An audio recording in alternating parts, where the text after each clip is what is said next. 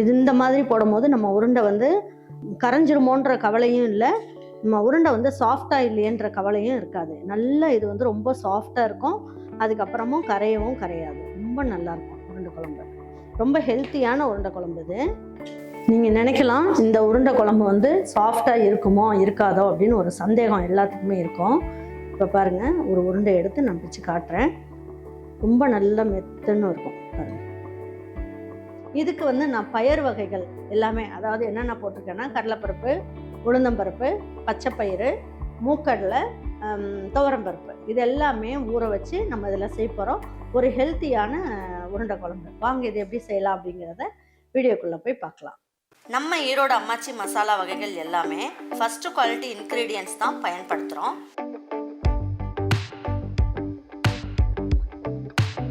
வாங்குகிற பொருட்கள் எல்லாமே முறையாக ஜலிச்சு பொன் வறுவலாக வறுத்து சரியான பதத்தில் அரைக்கிறோம்.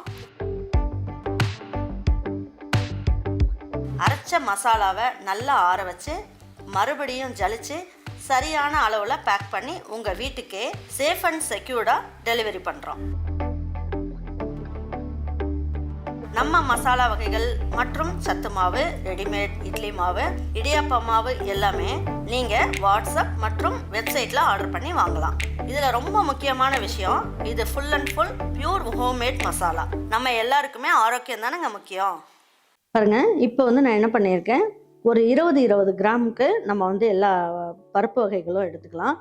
இது வந்து துவரம் பருப்பு 20 கிராம் எடுத்துக்கலாம், பச்சைப்பயிறு 20 கிராம் எடுத்துக்கலாம், கடலைப்பருப்பு 20 கிராம் எடுத்துக்கலாம், முழு உளுந்து 20 கிராம் எடுத்துக்கலாம், மூக்கடலை 20 கிராம் எடுத்துக்கலாம், கருப்பு சுண்டல் 20 கிராம் எடுத்துக்கலாம். எல்லாமே முத நாள் நைட்டு ஊற வச்சிடணும். பாருங்கள், இந்த உருண்டை குழம்பு செய்யறதுக்கு நம்ம வந்து என்ன பண்ணலாம், எல்லாமே வந்து முத நாள் நைட்டே ஊற வச்சிட்டோம். இந்த உருண்டை, அதாவது இந்த பயறு வகைகள் எல்லாமே எடுத்து இதில் போட்டுடலாம். இந்த தண்ணியில் ஊற வச்சுருக்கோன்றதுனால இந்த தண்ணி அப்படியே குழம்பு வைக்கிறதுக்கு யூஸ் பண்ணிக்கலாம். இப்போ எல்லா பருப்புகளையும் எடுத்து இதில் சேர்த்துக்குவோம். ரொம்ப தண்ணி சேர்த்துற வேண்டாம். இப்போ இதில் ஒரே ஒரு காஞ்ச மிளகாய் சேர்த்துக்குவோம். இதில் ஒரு 5 பல்லு பூண்டு இதையும் சேர்த்துக்கலாம். இஞ்சி வந்து சின்ன பீஸில் 2 பீஸ் அளவுக்கு சேர்த்துக்குவோம். பாருங்கள், சோம்பு வந்து 1 ஸ்பூன் அளவுக்கு சேர்த்துக்கலாம். சேர்த்துட்டு 2 பிஞ்ச் அளவுக்கு ஜீரகம், இதுலேயே பெருங்காயமும் சேர்த்துக்குவோம். ஏன்னா வாய்வு தன்மை இருக்கக்கூடாதுங்கிறதுக்காக கொஞ்சம் பெருங்காயம். இதுலேயே 1 ஸ்பூன் அளவுக்கு தேங்காய் துருவல், இதுலேயே 1 இனுக்கு அளவுக்கு கருவேப்பிலை, இதுலேயே கொஞ்சமாக கொத்தமல்லி இலை எல்லாமே போட்டு நல்லா அரைச்சிடலாம். பாருங்கள், இந்த உருண்டைக்கு தேவையான அளவுக்கு மட்டும் நம்ம வந்து என்ன பண்ணலாம், உப்பு சேர்த்துக்கலாம். இப்போ அரைச்சிட்டு வந்துடலாம். பாருங்கள், இப்போ வந்து நம்ம அந்த உருண்டைக்கு மாவு வந்து நம்ம ரெடி பண்ணிட்டோம். இதெல்லாம் எடுத்து இதில் ஊற்றிடலாம்.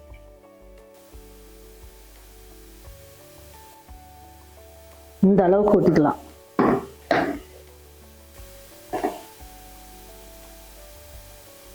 இதுலேயே நம்ம என்ன பண்ணுவோம், கொஞ்சமாக சின்ன வெங்காயமும் சேர்த்துக்கலாம்.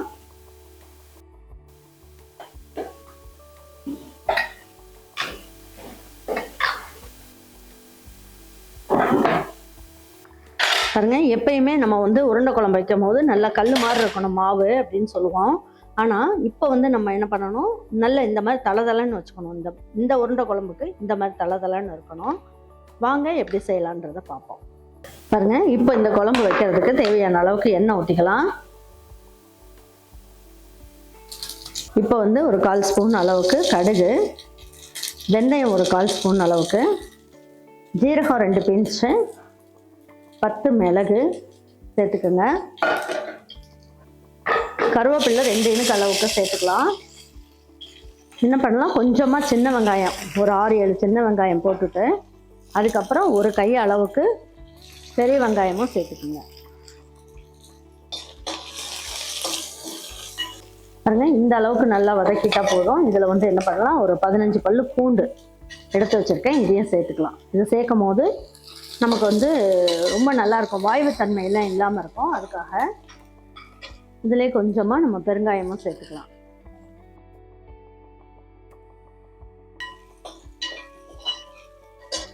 இந்த குழம்புக்கு தேவையான அளவுக்கு உப்பையும் இந்த ஸ்டேஜ்லேயே சேர்த்துருவோம். தேவையான அளவுக்கு மஞ்சள் தூள். இப்போ இதெல்லாம் போட்டுட்டு இதில் 2 தக்காளி அரைச்சி வச்சுருக்கேன், இதையும் சேர்த்துக்கலாம். பாருங்க, இப்போ வந்து இதுக்கு ஒரு மசால் ரெடி பண்ணணும். அதுக்கு நம்ம என்ன பண்ணலாம், நல்ல ஒரு கை அளவுக்கு சின்ன வெங்காயம் இதையும் போட்டுடலாம். 1/4 மூடி அளவுக்கு தேங்காய் துருவல். இப்போ என்ன பண்ணலாம், நம்ம அரைச்சி வச்சுருக்க இந்த விழுது இருக்கு இல்லையா, இதையும் சேர்த்துக்கலாம். எதுக்குன்னா நம்ம மசாலா வந்து நிறைய தேங்காயெலாம் நிறைய அரைச்சி ஊற்றுறதுக்கு பதில் இதை கொஞ்சம் போடும் போது என்னாகும், நமக்கு வந்து குழம்பு வந்து நல்லா திக்காக கிடைக்கும். அதுக்காக இப்போ இதை வந்து நல்லா அரைச்சிட்டு வந்துடலாம். தண்ணி ஊற்றி நல்லா நைஸாக அரைச்சிட்டு வந்துடலாம். பச்சை வாசம் போக நல்லா வதங்கிட்டு இருக்கு. பாருங்க, இது வந்து குழம்பு மிளகாய்த்தூள். இந்த ஸ்பூனில் 2.25 ஸ்பூன் அளவுக்கு சேர்த்துக்கலாம். பாருங்க, இப்போ இந்த பச்சை வாசம் போக இது நல்லா கொதிக்கணும்.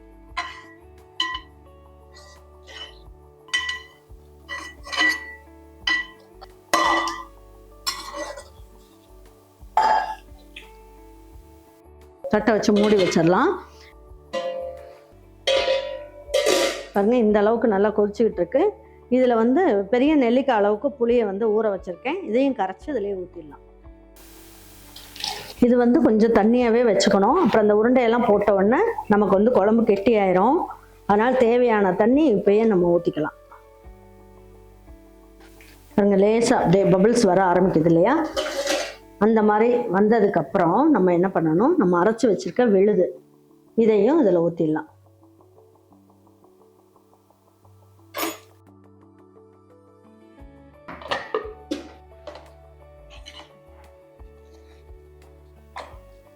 இந்த அளவுக்கு தண்ணி ஊற்றிக்கலாம்.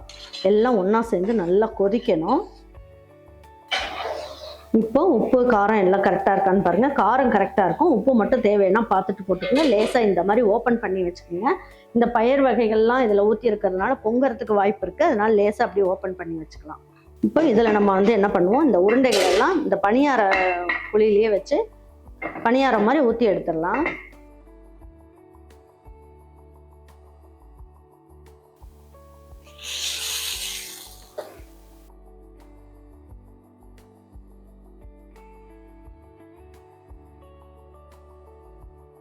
இப்போ லேசாக எண்ணெய் ஊற்றிக்கலாம்.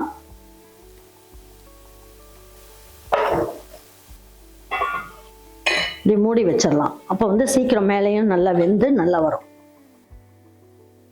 பாருங்க, இந்த மாதிரி வேக வைக்கும் போது நல்லா மேலேயும் நல்லா வெந்துடும். இந்த உருண்டை பார்த்தீங்கன்னா சாப்பிட்றதுக்கு ரொம்ப நல்லா இருக்கும். இது வந்து ரொம்ப வேக வைக்கணும்லாம் பார்க்காதீங்க, மொறுமொறுன்னுலாம் வேக வைக்கணும்னு பார்க்காதீங்க. லேசாக வேக வச்சே போட்டுக்கலாம் நம்ம. பாருங்க, இந்த அளவுக்கு வெந்தால் போதும். ஏன்னா உள்ளுக்குள்ளே லேசாக மாவு இருக்கும். எதுக்காக அப்படி சொல்கிறேன்னா, அப்போ தான் வந்து உங்களுக்கு உருண்டை நல்லா சாஃப்டாக சூப்பராக இருக்கும். இப்போ வந்து இது கரைஞ்சி போகாது. இனிமேல் இது கரைஞ்சி போகுமான்னு நமக்கு கவலையும் இருக்காது. பாருங்கள் பாருங்கள், இப்போ இந்த உருண்டைகள் எல்லாமே எடுத்து நம்ம இந்த குழம்பு கொதிக்கிற குழம்புல போட்டுடலாம்.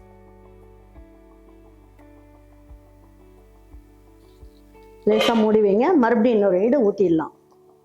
பாருங்க, இப்போ வந்து நமக்கு ஃபஸ்ட்டு போட்ட உருண்டைகள் எல்லாம் வெந்து எல்லாம் மேலால் வந்துருச்சு. பாருங்க, இப்போ இந்த உருண்டைகளையும் இதிலேயே போட்டுடலாம். இது இந்த மாதிரி போடும்போது நம்ம உருண்டை வந்து கரைஞ்சிருமோன்ற கவலையும் இல்லை, நம்ம உருண்டை வந்து சாஃப்டாக இல்லையன்ற கவலையும் இருக்காது. நல்லா இது வந்து ரொம்ப சாஃப்டாக இருக்கும். அதுக்கப்புறமும் கரையவும் கரையாது. ரொம்ப நல்லாயிருக்கும் உருண்டை குழம்பு. ரொம்ப ஹெல்த்தியான உருண்டை குழம்பு இது. 2 நிமிஷம் நல்லா கொதிக்கட்டும். பாருங்க, உருண்டை குழம்பு இந்த மாதிரி நீங்கள் வச்சுக்கவே மாட்டீங்க.